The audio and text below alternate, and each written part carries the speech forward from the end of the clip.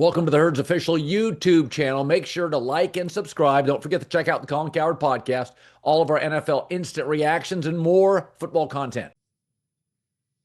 Here we go. It is a Tuesday. Herd Hierarchy a minute away, live in Chicago, which is not far from Green Bay. What a mess that was last night.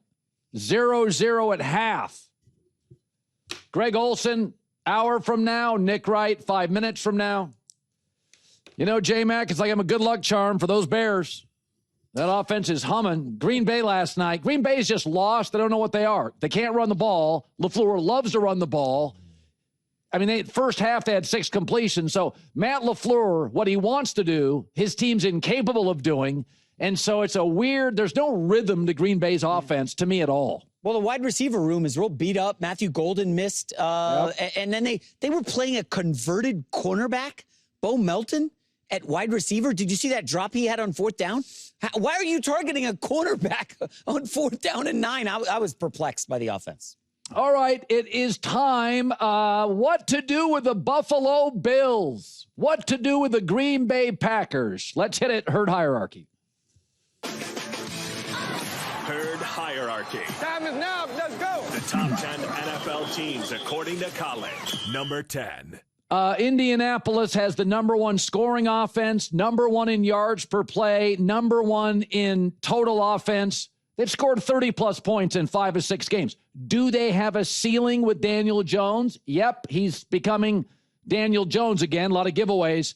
But here's a remarkable number on Jonathan Taylor. He has over 800 yards after contact, after he's been hit. So this offense is the real deal. It's got a ceiling, but I put Indy. They got to be in here. I put them at 10. Number 9. Justin Herbert's unbelievable. The Chargers have the worst pass blocking line I think I've ever seen, and yet they're second best in the NFL on 3rd down. How? They're on a number 3 running back. How? The fact that they're 6-1 against the AFC, 3-0 against their division. They don't really have a true number 1 on their 3rd best running back, and the pass blocking line is egregiously bad. Justin Herbert's been hit, pressured 113 times. Second place, 24 fewer times. Herbert and Harbaugh deserve to be in here, 9. Number 8. Lions. You listen, they win. They haven't lost back-to-back games since like 2022, longest streak in the league. So, and say what you want, Jared Goff, 70-plus completion percentage in 8 straight road games. That extends an NFL record. We always thought of him as good inside, bad on the road. He looked pretty good to me. They've got multiple guys with 8-plus touchdowns. Amon-Ra St. Brown, Jahmyr Gibbs. Do we trust Dan Campbell situationally in big spots? I don't know if I do. He took over play calling duties this weekend. Not great. Detroit at 8. Number 7. Ravens. Don't care about their record. These aren't standings. Basically, they average 30 points a game and 6.1 yards a play when Lamar Jackson plays. Sorry, you're going to make the list. Also, if they play the NFC, take them.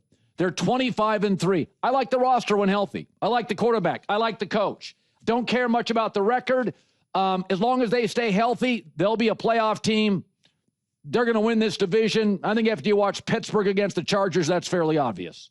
Number 6. The Broncos. You can't keep winning this way, and I don't think they're going to beat Kansas City this weekend. They're one of 2 teams, the Saints or the other, to trail in every game. It's not sustainable.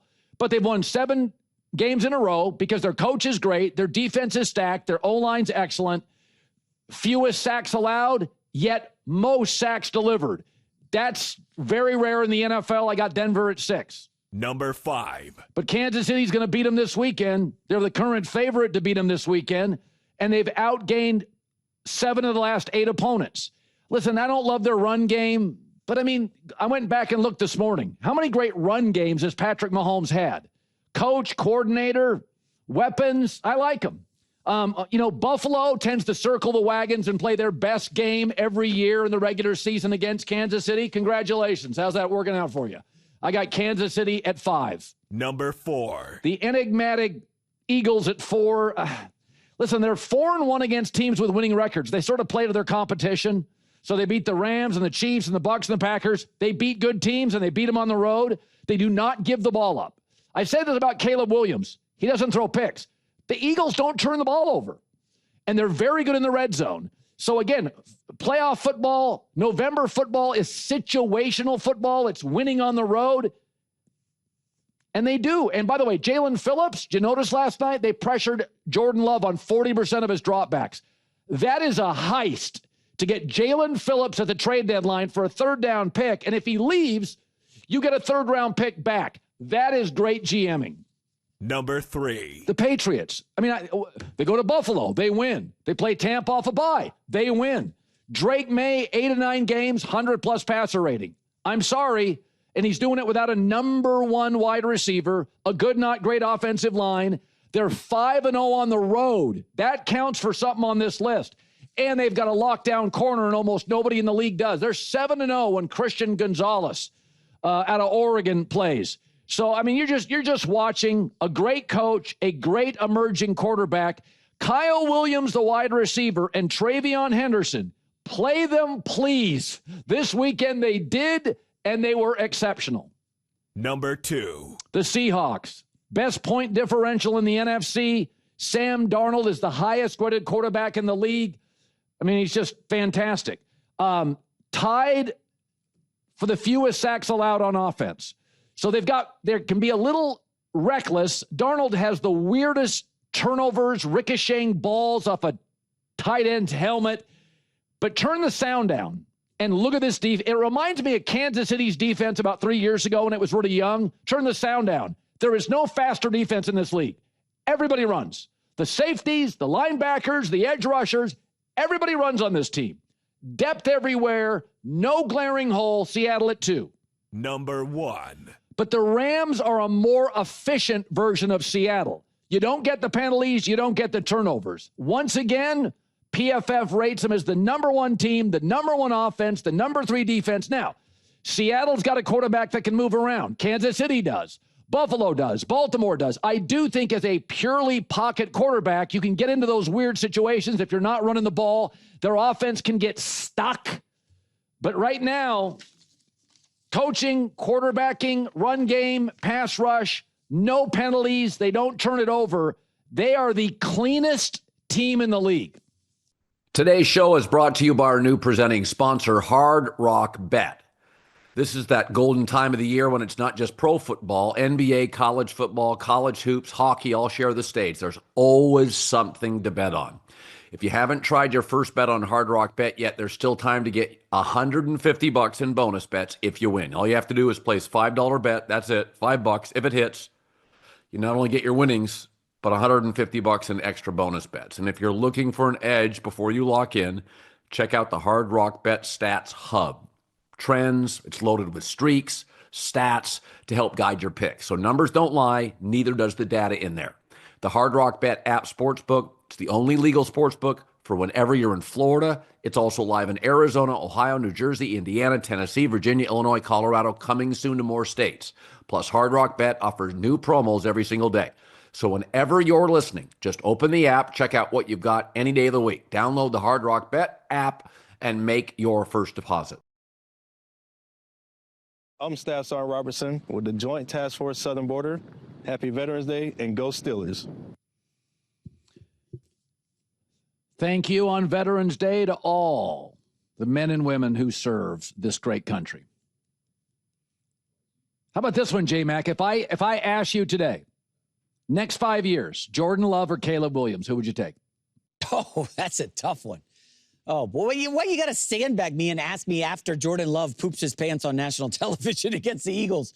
Caleb would do the same. I would lean Jordan Love, but who's my offensive coordinator? Can I ask that? No, in the current situation with Ben Johnson and Matt LaFleur, they would have these coaches. They're not in any danger, I don't believe. Who would you take next 5 years? I'll go Jordan Love. I'm sorry. I would do Caleb. I think he has more. Obviously, you're reactionary. Here was Matt Hasselbeck yesterday on Caleb and the Ben Johnson relationship. he's a young player, and so he's done a great job of improving on the things that he needed to improve on.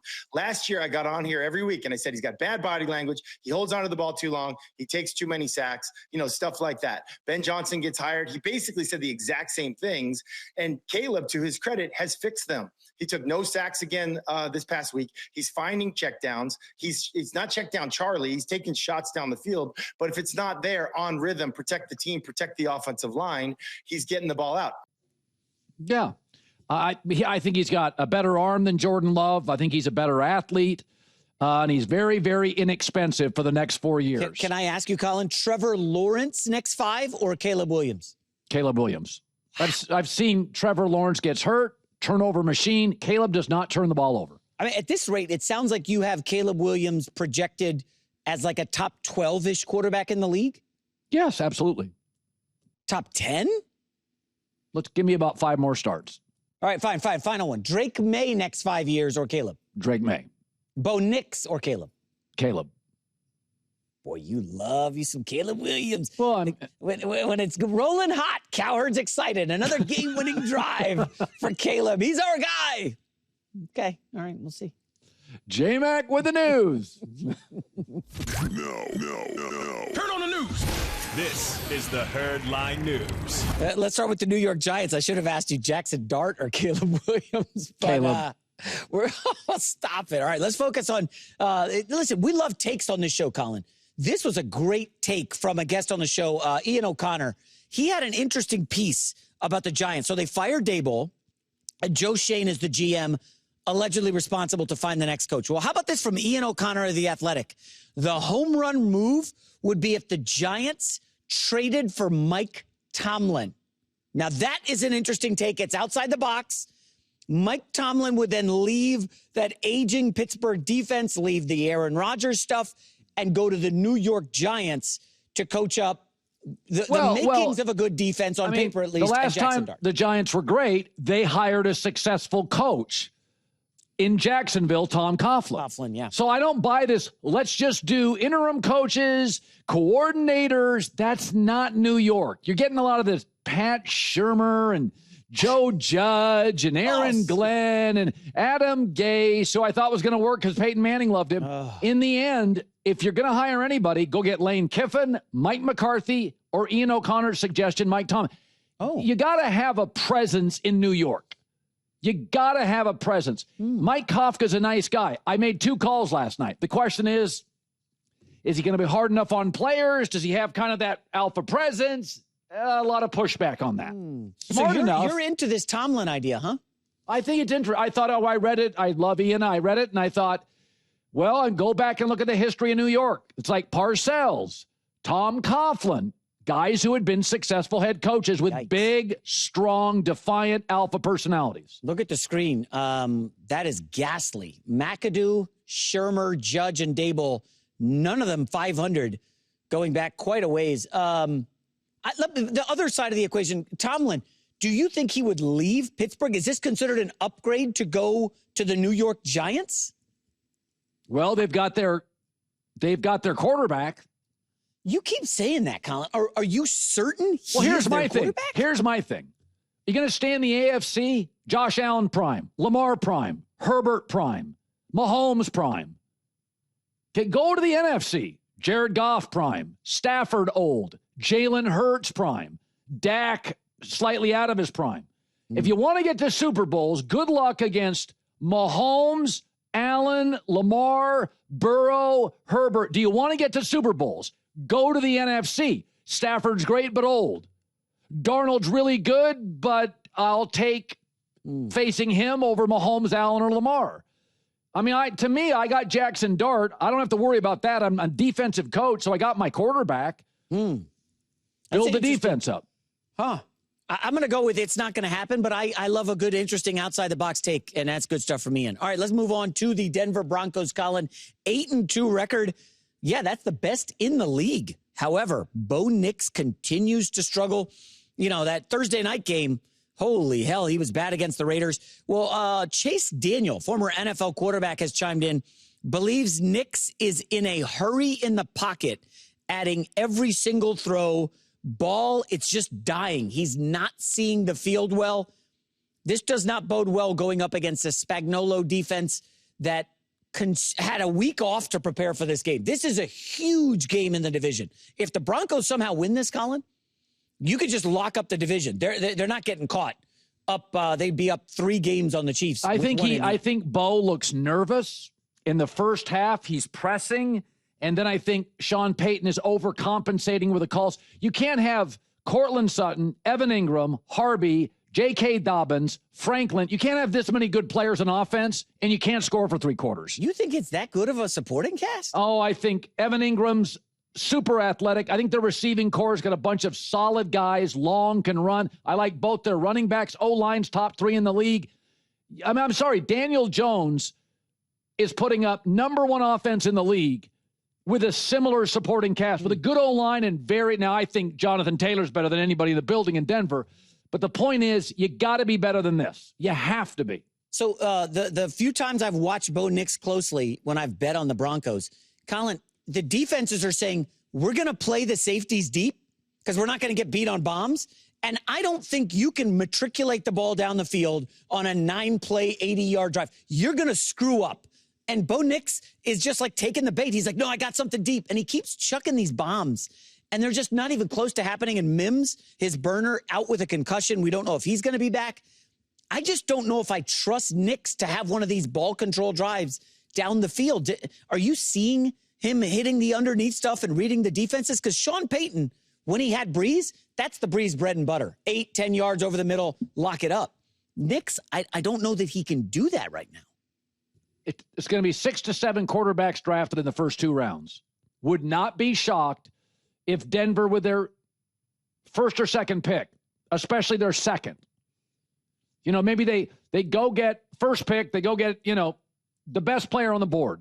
Now, all of a sudden, your deep second round, I think they have a second round pick, make sure they do. But if they did, I could see them saying, we'll take Nussmeier, LSU, he dropped to the second round. I'm just telling you, it may not be their first pick, but I can see them, Sean Payton going, my second pick, I'm going to look at the board very carefally. Hold on. First of all, forget Nussmeier. He got benched last weekend. That being said, that's hold on. You were crowning Bo Nix, man. And now you're like, well, man, I'm not seeing it in year 2. One thing you know about me is move off stuff if it doesn't work. Don't try to convince yourself your eyes are lying to you. I thought he was a great fit. 61 college starts, made the playoffs last year. But the team is better, and he is noticeably worse. He is pressing. Peyton's compensating. There is no rhythm. Now could it be sophomore blues? I'm not saying they trade him. I'm just saying, don't be shocked. Second or third pick, Denver's like, we're going to get some competition in the building. Interesting. We might have to ask your guy Cosell what the hell's going on with Bo Nix ahead of this matchup. Because I got to be honest, I want to take the 4.5, Colin, with the Broncos at home. Yeah, I get it. I kind of want to take that. Okay, third story. Yes. It's LeBron James, the object of your scorn lately. He's got that sciatica issue. Anyway, he's set to practice with the Lakers G League affiliate. Lakers are fine without him. 8th game of the season last night, and they got the dub. Colin, after the win, here's Austin Reeves talking about the excitement of what LeBron will bring back to the lineup. I've told him he should play a game. It would just be funny. But with South Bay. But can't wait for him to come back. Obviously, it's LeBron James. He's, in my opinion, the greatest player to ever touch a basketball. And he knows when he comes back, this is how I can help the team. Obviously it's LeBron. He's going to help the team in whatever he does because he's so good. But, he's a super competitor. Can't wait to get him back. All right, your touches are going to get cut in half, but stop it. They are. Yeah, all right. J-Mac with the news.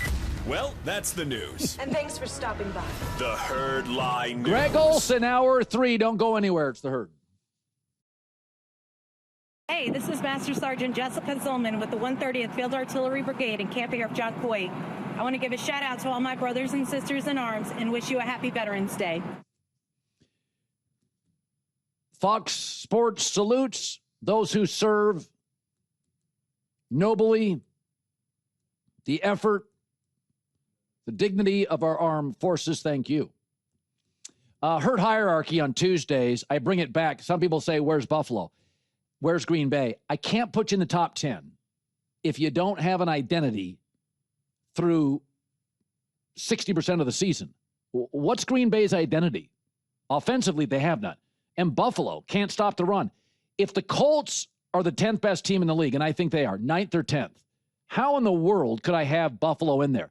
The Colts may have a ceiling to their identity, but they are a run-first offense that is tremendous at ball control, tremendous at yards after the catch. I know what the Colts are. Every team on that list, I know what their strengths are and their liabilities. Buffalo just has a great quarterback. Green Bay has a really good roster. I just don't feel I have any identity with the Buffalo Bills, and that's my knock. I mean, they can't stop the run, which I think is the first way to get beat. I said if the Colts hosted the Bills in a playoff game, I take the Colts because I think they would run for 200 yards, and I think Josh Allen would have an uneven game based on he'd trail, he'd have to throw. There'd be long stretches where he was watching the game as the Colts dominate time of possession. I think knowing what you are is so valuable, not only in games, but over a season, because every team has injuries. Every team has slumps. Every team has rough stretches. So when you're in those, okay, we got to go back to what we are. The Colts this week. I mean, the Colts lose at Pittsburgh, get blown out. They come back against Atlanta. What did the Colts do? They asked themselves, what are we? Run first, physical up front team. And what did they do? Jonathan Taylor, almost 250 yards rushing. When you lose, you're in a slump, you have injuries, you got to know what to go back to. Buffalo's like, well, Josh Allen's good. It's not a top 10 team to me. Hour 3, Greg Olsen's coming up. My name is Major Daniel Copeland, Task Force Thunder at Camp Air John Kuwait. I want to wish a happy Veterans Day to all my friends and family back home, especially fellow veterans serving in the Kansas Army National Guard. Thanks to those who serve, Fox Sports salutes the men and women of great honor, diligence. Thank you for all you do. Greg Olsen, boy, he's getting good assignments. Seahawks Rams this week, maybe the game of the year. Bears Giants last week. So we got a lot to address. Let's start. I want to do Bears Giants. I want to get that out of the way. So you have been an advocate for stop kicking field goals. This is not the future. And it's interesting, in the Bears-Giants game, they had an opportunity to go for it. The New York Giants did, and Brian Daboll elects, no, we're going to go for 3. And we've been talking about this, the blue tent stuff with Jackson Dart, that decision, just gut feeling. When they got rid of him, because, by the way, they've had 10-point leads on several teams, but now without Scatterboo, they can't kill the clock. They're not really built now to get a lead and then just ball control it. They're not, unless Jackson Dart runs, and that's problematic because you get dinged up. Why do you think in the end they moved off Daboll? Yeah, because I think Daboll is a really good football coach. I think Daboll is a really good quarterback developer. I mean, you look what he did with Josh Allen. You look what he did with, with what he's doing with Jackson Dart. He obviously was the one who really wanted Dart in the first place. I think it really just came down to the expert, the powers to be just determined there's obviously a breakdown in our inability to finish these games. I mean, to lose the 4 games that they did with double-digit leads, of course, Denver being the biggest kind of head scratcher. I don't think this had anything to do with, they don't think Daboll is a good offensive play caller, that he's not a good quarterback developer, that he's not getting the best out of Jackson Dart, and a supporting cast that with Scatterboo out and Malik Neighbors, with the group around him is not particularly dynamic and explosive. They're still in the ability to get leads in the game. I think they're looking at it as our decision-making, our game management, our processes towards the end are just obviously not where they need to be. And I think if they were, they'd have maybe 4 more wins if they're being greedy, but at least 2 or 3. So I think it's more about overall management of games, decision-making, more of that than it is the pure X's and O's, the development of the quarterback. So I think that was probably the final straw. And of course the field goal was a big storyline. We covered it, at length. That's a larger story going on all across the league. It kind of played itself out as it, in a moment there in the fourth quarter of the Giants game, kicking from goal to go. I would never kick a field goal to go unless it was to literally win the game. But that's a longer conversation with the new kickoff rules and field position and strategy. But it's hard to say it came down to one decision. I think that was a factor in it. I really just think it was the totality of the entire situation over the last couple of years. They felt that there was more wins that ended up being the case. How do you explain Caleb Williams? J.J. McCarthy's good on script, bad off it. Caleb actually has been great late over the last several weeks. How do you explain that? What did your eyes see? Why the struggles? And then all of a sudden in the fourth quarter, he does a Bo Nix. He does a Peyton Manning. He's like, okay, I'm just going to control the game every snap. He was incredible. That is the bet. Now, granted, I haven't watched every snap of every moment since he's come into the league, call it the last year and a half. That was by far the best Caleb Williams performance in his young career. And, you can look at last year and, there was a lot of chaos going on and your coach is getting fired and offensive coordinator changes. But if we just say, okay, this year's his first year of stability, first year with Ben Johnson, this is the Caleb we're going to evaluate. It's not even close. I mean, his ability, they were historically bad last year, Colin, taking sacks. And part of that is his willingness to play off script and his ability to extend plays. And he brings a lot of the pressure on himself. But this year, the Giants had him dead to rights 10 times. They could not get him on the ground. And then the piece that came together for him, and especially in the fourth quarters, not only could they not get him on the ground, his ability to drive the ball accurately in scramble drill downfield. If his receivers, they had 6 drops, by far the most of the year for them. I think they only had 7 coming into the game. Drops were an issue. It was cold. It was windy, but it had no impact on his ability to drive the ball, be on time. Now, do you want to play off-script football? Is that sustainable over long periods of time? No. We have seen that time and time again. There has to be an element of rhythm. There has to be an element of timing. And I think that's still the balance that Ben Johnson's trying to bring out of Caleb. I think, though, when things break down in today's NFL, which is going to be often, pass protection is very difficult. The rushers are very good. Scheme is good. You have to have a quarterback that can make second level plays, meaning it's not the initial read. It's not the initial timing. I got to play off script. He can do that as well as anyone as they continue to get him into more of the on-time rhythm component of Ben Johnson's drop-back game. If that continues to develop, that's what Chicago thought they were drafting last year. So I said I felt like watching Green Bay and Philadelphia. I was watching kind of the same thing, is that both these quarterbacks, when they had elite rushing games last year, were really excellent. But they're not Mahomes or Lamar or Allen. Is that if you take the running game away from both, they're good, but you see the holes. So I could blame LaFleur. I could blame the injuries, but Green Bay, to me, their inability to run the ball puts more pressure, more throws on Jordan, and I think he's a really good quarterback. But in my life, Greg, there's been about 5 quarterbacks that Joe Burrow can get to the Super Bowl with an atrocious O-line, that can win games like Justin Herbert without a run game or his tackles. That's very unique. There's 5 or 6 guys on the planet. And I think Hurts and Love are good, but the run games for both have disappeared, and that means more on them. That's my view, and that's maybe not what they are. I can't explain Green Bay's offense outside of that. What do you see?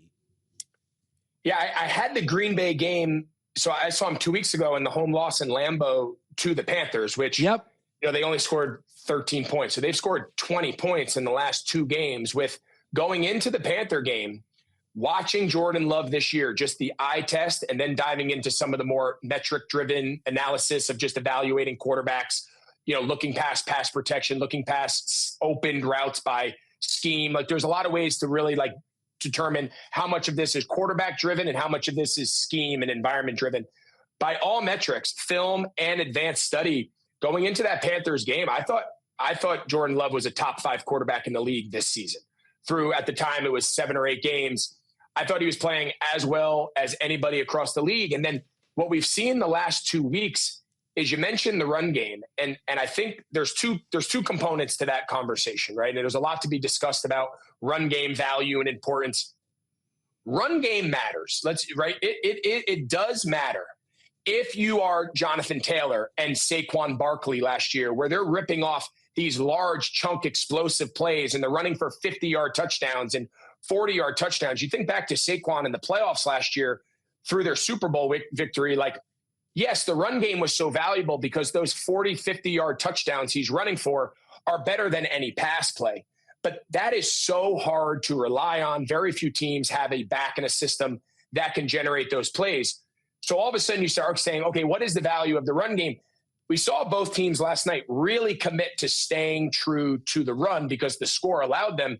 But then you look up at the scoreboard and it's 3-0 at the end of the first half. So at the end of the day, in the regular season, scoring points is directly tied to passing game and explosive run game. If you don't do those two things, you are not going to score. You might have good time of possession. You might run for a lot of total gross yards.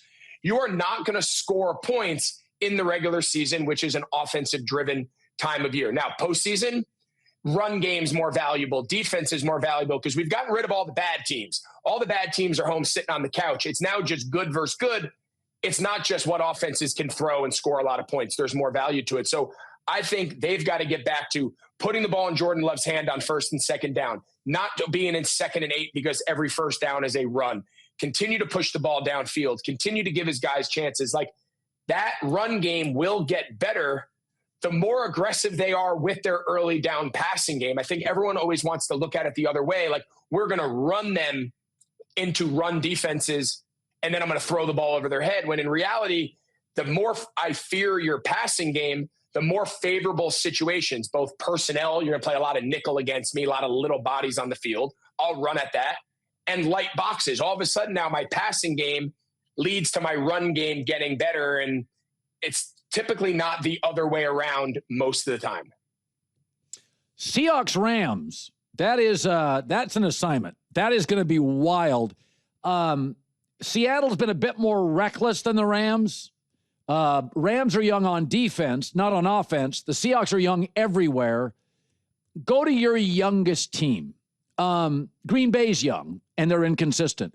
Do you worry about, in the end with Seattle, is, you got Stafford, and you got Havenstein right tackle, and you got Devontae. There's a lot of beards. There's a lot of old guys in this league. Seattle is kids and JSN, and Darnold's still relatively young, and their best offensive lineman's a rookie, and their corners are young. How do you view the game in Seattle's youth? Because I think Seattle is stunning a lot of people. We all knew the Rams would be fine. I don't think most people thought the Seahawks could arguably be the best team in the league. Yeah, first off, we're beyond excited. We've been thinking about this game since they gave us the matchup, I don't know, a week or two ago. I think it's the best matchup of the year. Now, how does the game play out and how does it live up? Nobody knows. But I would make the argument these are two of the top 3 teams at worst. I could probably make a really strong argument it's 1 and 2 in any particular order. I think they're so good on both sides of the ball. I think your point about Seattle's youth is real, but on some of the best teams that I've been on, there is kind of like a ignorance is bliss to youth where they're young, they're energetic, they're athletic, they're loving every moment of this. We're like, they almost don't even realize how hard what they're doing is. They don't realize how hard it is to win at this level. Like, all they know is success. All they know is winning because they haven't been in the league long enough to have those scars. There's a power to that, right? There's a beauty to that where we don't have to undo any of these bad habits. We don't need to undo any of these bad moments because you played on another bad team, 5 years ago. So I think they are young. I think they're extremely talented. They've got a lot of star young players at multiple positions on both sides of the field. And I give McDonald I give him a lot of credit. After 1 year of being a head coach, he took a look at his offense last year and said, you know what, this is not where we want to be. And Geno did not play bad by any stretch of the imagination. And as an organization with Schneider and them, they said, you know what, we need a change of pace offensively. They go out and they get Kubiak from New Orleans, who took the league by storm as a play caller early. The year kind of fizzled when he lost Derek Carr. They saw through that. They said his vision of offense is what we want to be here. We want to be under center. We want to be play action. We want to be explosive passing game. They get in a lot of those big bodies. They put you in base defense to throw the ball against you. It's a really popular strategy that's becoming more, kind of popular throughout the league. I love, and then defensively, with a defensive head coach, they're always going to put their identity there. They're going to play fast. Witherspoon's a stud. Like DeMarcus Lawrence, what a great signing that we've seen him kill people for years in Dallas. Like, it is a really fun team to watch. They're good on both sides of the ball. And everything I just said, if you just swapped out the Rams, maybe outside of some of the youth, it's the exact same story. So yeah, it's in my mind, it's the best matchup of the year with two of the best 3 or 4 teams, if we're being conservative, in the entire league. Hey, when you were in Chicago or Carolina, I don't have the exact years, but Stafford was in the league. He was losing a lot of games in Detroit. So when you had Cam, and again, Detroit wasn't talked about, but as a tight end and as a guy who really studies and thinks the game, did you know Stafford was this good? Like, what, they was losing, but were you down? I don't know if you were Chicago, Carolina, could have been both. And you had Aaron Rodgers dominating the division, and you had Brady, and you had Manning, and all these guys. And there was that guy up in Detroit, and he was young, and he was out of Georgia. Did you ever think he'd be this? I'll tell you, what's so funny about the quarterback position, and we still do it today. We do it all the time on both ends of the spectrum. We assume quarterbacks on bad teams are bad, and we assume that quarterbacks on good teams are good. So we probably give quarterbacks too much of the credit at times, and we probably give them too much of the blame at times, when oftentimes, outside of the few extremes, it's probably a combination of team, environment, coaching, and player all thrown into the pot and mixed up. So, I mean, you look back at some of the years he had with Calvin Johnson, and yes, they lost a lot of games, and it was not the Detroit Lions organization that we know now under Dan Campbell.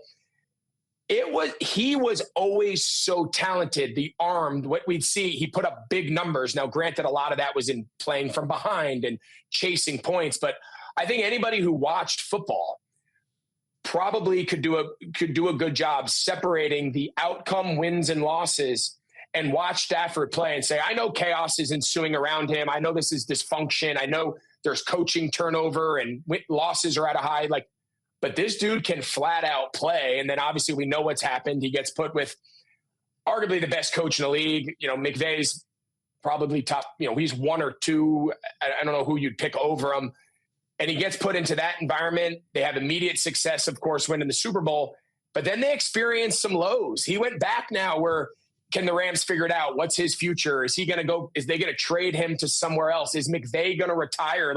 They went through some down years following that Super Bowl, where I'm sure a lot of that experience from Stafford paid dividends. He had been in that chaos before, and now obviously they're riding it up. They've drafted incredibly well. They've gotten really talented on the defensive side of the ball through the draft. And Stafford at 38 years old or whatever he is, I mean, he's probably the MVP of the league. It's him and Drake Maye if the season ended today. And pretty remarkable journey for a guy whose talent, leadership, everybody that has played with Stafford, whether they won one game or they won the Super Bowl, every teammate and coach loves him. Yeah, they do. And he's a pro. He puts in the time in the film room. I've seen specials on him. He's a total pro's pro. He's a grinder. Greg Olsen. Boy, I don't get jealous much. Seahawks, Rams. That is a unbelievable matchup of just 2 stacked rosters, and go crush it. Thanks, man. Appreciate you. Good seeing you. All right, Greg Olsen. J-Mac with the news. No. Heard on the news. This is the Herd Line News. How about them Baltimore Ravens made an appearance in the herd hierarchy this week? Bit of a surprise to many. They're only 4-5, but when you start peeling off wins, as they have with Lamar, 3 straight, and they're just 1 back of Pittsburgh in the AFC North. Here's Lamar talking about the team keeping that positive energy. Do you feel this team has turned a corner yet? Yeah, but there's still a lot of ball left. We got to stay locked in. Can't be complacent and nothing like that. We got to stay locked in. Yeah, listen, they are still, and maybe not as much this week as the last two, but there is something to be said. Like in Miami right now, why are the Dolphins playing so well? Like Mike McDaniel and his staff know we're fighting for our jobs every Sunday. Literally, our game plan is being judged by the guy upstairs. There is something about Baltimore has to win all these games. Now, but the Steelers losing to the Chargers, that gives them, now they're back in it. They're favored to win that division. But the last couple of weeks, they had to win games, and that Minnesota game was in doubt for 3 quarters. So I think winning in Minnesota is tougher than you think. And listen, when they're healthy, this is a great roster. There's not a lot of great rosters in the league. When they're all healthy, this is one of them. Yeah, if you remember that Minnesota game, I think they fumbled 2 straight kickoffs. One they lost, one they recovered. Yes, but Minnesota imploded. Yes. The Ravens offense did not look great in the first half. Here's the Ravens schedule. We look like geniuses telling you weeks ago, bet on them to win the division. As you said, now I think they're almost minus 300. Listen, this Browns game will not be easy. Cleveland's defense at home shows up. But, I mean, look at this. Look at the quarterbacks you're facing. Look at Dylan Gabriel, Justin Fields. Now, that Week 13 game is interesting because Jay Glazer talked to Joe Burrow, and Burrow's saying, hey, a couple weeks, hopefully. So if Burrow's back, that changes the calculus. You wanted to get, if you're a Ravens fan, one Jake Browning / Joe Flacco game because that's a win. But, yeah, we'll see. I think the Ravens are good in the division. I did watch that offense, Colin, and I was a little upset that they really struggled against Minnesota in the first half. And Derrick Henry, remember that opener? He had like $170 against Buffalo. Has he had any like dominant games since then? No, I mean, listen, it's who's their number one receiver? Zay Flowers? Zay Flowers. Yeah, I mean, I don't think they got a lot of good players. I don't think it's one of the more dynamic offenses. I also think Lamar, as he's aged, wants to run less and wants to throw more.